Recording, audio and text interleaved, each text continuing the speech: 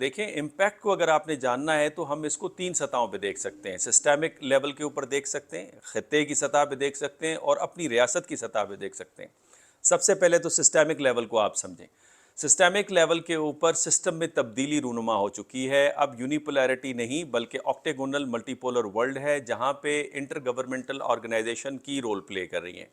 اگر ایک طرف آپ کو نیٹو, یورپین یونین, G7 اور G20 نظر آتی ہے, تو دوسری طرف برک ہے, SCO ہے اور نان الائن موومنٹ ہے, وہ بھی اپنا اہم کردار ادا کر رہے ہیں. ان آرگنائزیشن کی جب سمٹس آپ کے ہاں ہوتی ہے, اس کا مطلب یہ کہ آپ کا جو کانفیڈنس لیول ہے یا آپ کا جو تاثر ہے, چاہے وہ سیاسی انداز سے ہو یا سفارتی انداز سے ہو, وہ آپ کا قد و کاٹ اس سے بڑھ جاتا ہے, اور آپ کے کا تاثر یہ جاتا ہے کہ آپ انٹرنیشنل کمیونٹی کے ایک امپورٹنٹ رکن ہیں. خطے کی سطح پہ اگر آپ دیکھیں تو وہ بھارت جو پاکستان کو آئسولیٹ کرنے کی کوشش کرتا رہا ماضی کے اندر, ہم دیکھتے رہے کہ چاہے وہ فیٹف کے اندر معاملہ ہو یا یونائٹڈ نیشن کی سیکیورٹی کونسل کے اندر معاملہ ہو, یا پھر فیٹف کی رپورٹ کہ ٹیرر فنانسنگ ہو رہی ہے اور افغانستان کے تھرو جو کچھ پاکستان میں ہوتا رہا اور پاکستان کے اوپر جو الزامات لگتے رہے, آج بھارت پاکستان کے اندر اس سمٹ میں شامل ہو رہا ہے. ان کے فارن منسٹر جے شنکر صاحب تشریف لا رہے ہیں, جو کہ خوش آئین بات ہے, اور خطے کے اندر ہم آہنگی ہونی چاہیے, اور ہم آہنگی ہوگی تو تعاون بڑھے گا, اور تعاون بڑھے گا تو آپ کی جو انحصار ہے دوسری دنیا یا سینٹرز آف پاورز کے اوپر, وہ کم ہوتا چلا جائے گا اور آپ ترقی کی راہ پہ گامزن ہوں گے. اور اس کے علاوہ جو خطے میں دوسری تبدیلیاں رونما ہو رہی ہیں, کہ جس طرح بنگلہ دیش کے اندر تبدیلی آئی, سری لنکا کے اندر تبدیلی آئی, اور سری لنکا کے پرائم منسٹر کا یہ کہنا کہ گوادر کے ساتھ ہم اپنے آپ کو لنک اپ کریں گے. اس سے پہلے محمد میزو کی جو تحریک چلتی رہی, بھوٹان, نیپال کے اندر بھی چائنا کی انویسٹمنٹ اور پاکستان کی طرف جو دیکھنا ہے, اس تبدیلیوں کے باعث اس سمٹ کی اہمیت اور بڑھ جاتی ہے. اس سمٹ سے جو ساؤتھ ایشین ممبرز ہیں, جو پہلے ہی مایوس تھے, بیکاز سارک جو تھا وہ ڈارمنٹ فیز کے اندر تھا, جہاں پہ بھارت نے کوشش کی کہ بمسٹیک کے ذریعے پاکستان کو آئسولیٹ کیا جائے, یا کولمبو جو کنکلیو کیا سیکیورٹی کے حوالے سے, اس میں بھی پاکستان کو آئسولیٹ کرنے کی کوشش کی گئی. تو یہ جو سمٹ کا ہونا ہے, اس سے ریجن میں پاکستان کا قد و کاٹ بڑھا ہے اور مزید اس سے بڑھے گا, اور پاکستان ریجن میں ہونے والی تبدیلیوں سے فائدہ اٹھا پائے گا. ریاستی سطح پہ دیکھیں جو پاکستان کا تاثر تھا دنیا میں, وہ کمزور تاثر تھا. وہ اس حوالے سے کہ پاکستان کے اندر جو دہشت گردی ہو رہی تھی, جس کے تانے بانے افغانستان اور باہر سے مل رہے تھے, جس کا ذکر ابھی کوارٹرلیٹرل میٹنگ کے اندر بھی ہوا, جہاں پہ چائنا, رشیا, ایران, پاکستان شامل ہوئے, اور سب نے نشاندہی کی کہ افغانستان کو ان دہشت گرد کی کمین گاہوں کو ختم کرنا ہوگا. اور پھر پاکستان کی گرتی ہوئی معیشت کا جو معاملہ تھا پچھلے دنوں میں, اور پاکستان میں سیاسی ہم آہنگی کا جو فقدان تھا, اس سے پاکستان کا تاثر ذرا متاثر تھا, اور پاکستان کے اندر جو انویسٹرز تھے وہ آنے سے کترا رہے تھے. اب آپ اس سے اندازہ کیجئے کہ 76 ممبرز کا ڈیلیگیشن لے کر رشیا آیا ہے, تو وہ فقط سمٹ تو اٹینڈ کرنے نہیں آیا, انفیکٹ وہ سرمایہ کاری کی بھی بات کریں گے, ہیوی انڈسٹری کے اندر تعاون کی بات کریں گے, انفراسٹرکچر کی بات کریں گے, سیاسی اور معاشی اور دفاعی شعبوں کے اندر تعاون کی بات ہوگی. تو اس سے کیا ہے, کانفیڈنس بڑھتے ہوئے نظر آ رہا ہے پاکستان کے حوالے سے, اور پاکستان ایک بار پھر سفارتی جو سرگرمیاں ہیں اس کا مرکز بن گیا ہے. آپ نے دیکھا کہ پہلے انور ابراہیم صاحب تشریف لائے جو ملائیشیا کے پرائم منسٹر ہیں, پھر سعودی عرب کا ڈیلیگیشن آیا, اور اب یہ سمٹ ہو رہی ہے, اور اس کے بعد پھر ایک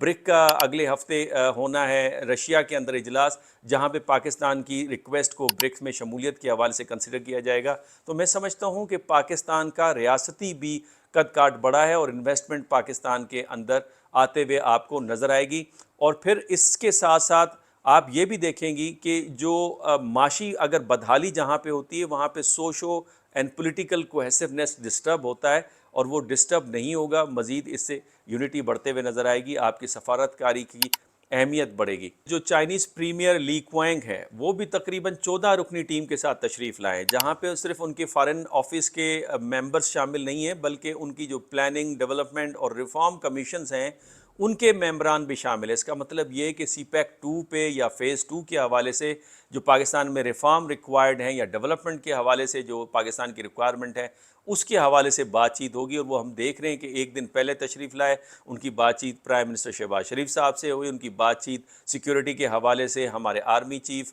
اور چیف آف آرمی اسٹاف کے علاوہ جو جوائنٹ چیف ہیں ان سے بھی ان کی ملاقاتیں ہوئیں، تو بہت اس حوالے سے بھی اہم ڈیولپمنٹ ہے۔ اور تیسری جو اس کی امپیکٹ آپ کو نظر آتا ہے وہ جے شنکر صاحب کی شمولیت ہے اس سمٹ کے اندر۔ آپ نے دیکھا کہ ماضی کے اندر بھارت نے ورچولی شریک ہوئے تھے، قازقستان میں جو سمٹ ہوئی تھی وہاں پہ on behalf of prime minister Narendra Modi Jaishankar صاحب نے اس کی تقریر ان کی پڑھ کے سنائی تھی۔ تو میں یہ سمجھتا ہوں کہ ان کا پرسنلی آنا اس بات کی غمازی کرتا ہے کہ پاکستان کی اہمیت اور ساتھ ساتھ اس سمٹ کی اہمیت بہت زیادہ ہے، چونکہ دنیا کے اندر جو کچھ سیاست میں ہو رہا ہے، جیو پالیٹکس کے اندر، یوکرین کی وار ہو، غزہ کا معاملہ ہو، اور اس کے علاوہ جو انڈو پیسیفک کے اندر ایک کمپٹیشن بڑھتی نظر آ رہی ہے، اس میں اب بھارت کو چاہیے تھا کہ ایس سی او کے ممبرز کے ساتھ ان کی ملاقاتیں ہوں، اور ساتھ ساتھ پھر آپ دیکھ رہے ہیں کہ بھارت چونکہ خطے کے اندر تنہائی کا شکار ہے،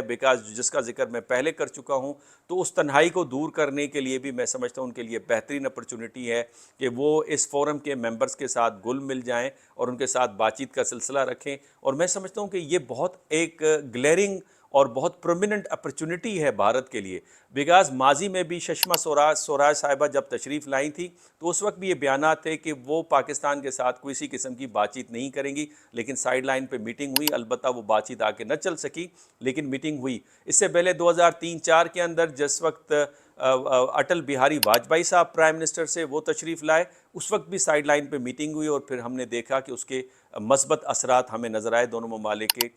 تعلقات کے حوالے سے۔ تو میں سمجھتا ہوں کہ بھارت نے جتنی کوشش کرنی تھی پاکستان کو آئسولیٹ کرنے کی وہ اب ناکام رہی، اور اب وہ پاکستان آئے ہیں، اور میں سمجھتا ہوں یہ غنیمت جانے، اور ویسے بھی جے شنکر صاحب آرٹیکولیٹ کرتے ہیں نریندرا مودی کی جو سیاسی اہداف ہیں ان کو، جس طرح سے ہنری کسنجر کرتے تھے پریزیڈنٹ نکسن کی، جس طرح سے آپ کو نظر آتا تھا کنڈولیزا رائس کرتی تھی پریزیڈنٹ بش کی، تو جے شنکر صاحب کافی نون اچھے سیزنڈ ڈپلومیٹ ہے، اور وہ بھارت کی ضرورت کو سمجھتے بھی ہیں، لیکن البتہ ان کو ایک چیلنج درکار ہے، اور وہ یہ جو بیانیہ انہوں نے بنا رکھا تھا پاکستان کے خلاف بھارت کے اندر، اب اس بیانیے کے خلاف جا کر اگر وہ اوپنلی ملاقات کرتے ہیں پاکستان سے تو پھر ان کو اپنے لوگوں کا پریشر یا سوالات کا سامنا کرنا پڑے گا۔ یہی وجہ ہے کہ میں سمجھتا ہوں کہ اپرچونٹی ہے لیکن اس میں وہ احتیاط برت رہے ہیں۔ جو ایران کے سینئر وائس پریزیڈنٹ صاحب بھی تشریف لا رہے ہیں 2 رکنی ٹیم کے ساتھ، پہلے ہی دفاعی شعبے کے اندر وہ تعاون اور معاشی شعبے کے اندر بات چیت چل رہی ہے مزید تعاون کو بڑھانے کے حوالے سے۔ پھر ہم یہ دیکھ رہے ہیں کہ اس وقت پاکستان کی جو ایکسپورٹ ہے چاول کی وہ $4 بلین پہ چلی گئی ہے، تو اس طرح کی سمٹس میں سائیڈ لائنز پہ جو میٹنگ ہوتی ہے اس سے ایکسپورٹس کے بڑھانے کی مزید باتیں ہو سکتی ہیں۔ پھر آپ یہ بھی دیکھیے کہ جو پاکستان کے ریمیٹنسز آ رہے ہیں مڈل ایسٹ سے اسپیشلی، وہ آئی ایم ایف سے ملنے والا جو $7 بلین کا قرضہ ہے اس سے کہیں زیادہ آ رہی ہیں، تو یہ وہ سارے پازیٹیو امپیکٹ ہیں جو پاکستان کے لیے خوشخبری لا رہے ہیں، اور امید یہ کرتا ہوں میں کہ اس سے پاکستان کی عوام کو بھی ریلیف ملے گا، اور جہاں پہ سفارتکاری کے اندر اور دنیا کی سیاست کے اندر اور دنیا کی معیشت کی باتوں کے اندر پاکستان کا چہرہ ابھر کے سامنے آ رہا ہے، وہاں پہ اس کا ریلیف اور اس کا مثبت اثر پاکستان کی عوام کے اوپر پڑے گا۔